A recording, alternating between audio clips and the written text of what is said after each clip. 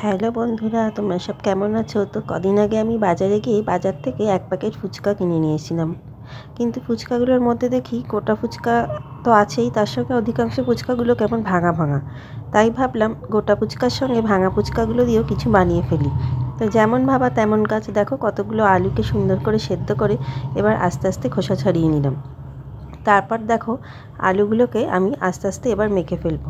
তো ফুচকা খেতে ভালোবাসো না এরকম কোনো নিশ্চয়ই কেউ নেই। তো ফুচকার সঙ্গে আরও একটা স্পেশাল জিনিস আজ আমি তোমাদের বানিয়ে দেখাবো।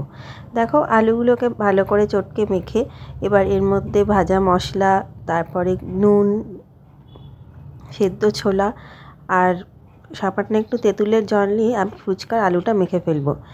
আর ফুচকা খেতে আমি কিন্তু প্রচণ্ড ভালোবাসি। আমার মতন কে কে ভালোবাসি ফুচকা খেতে।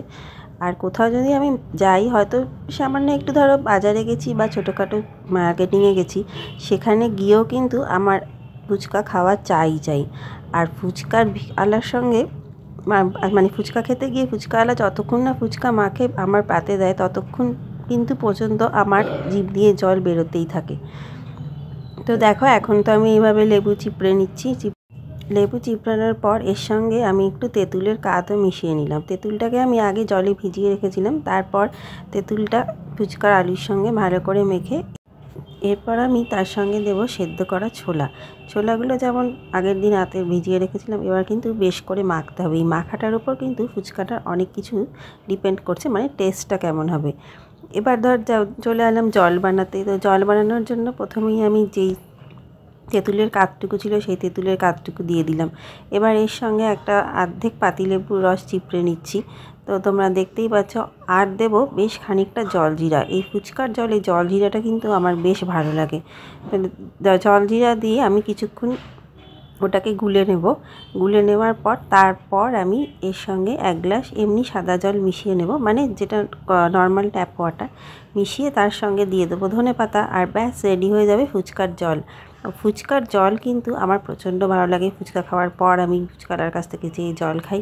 আর নিজের হাতে যখন বানাচ্ছি জলটা তো একটু স্পেশাল করে বানাতেই হবে। ও আর একটা কথা, জলের মধ্যে আমি একটু ভাজা মশলার গুঁড়ো আর একটু লঙ্কার গুঁড়ো মিশিয়েছিলাম। তো ব্যাস কেমন হলো জলটা, কি জিভে জল আসছে? তো আমার তো দেখেই জল আসছে। এখন যখন এডিট করার জন্য ভয়েস দিচ্ছি এখন মনে হচ্ছে পেলে এখনই ভালো হতো, আর একবার খেতে পারতাম।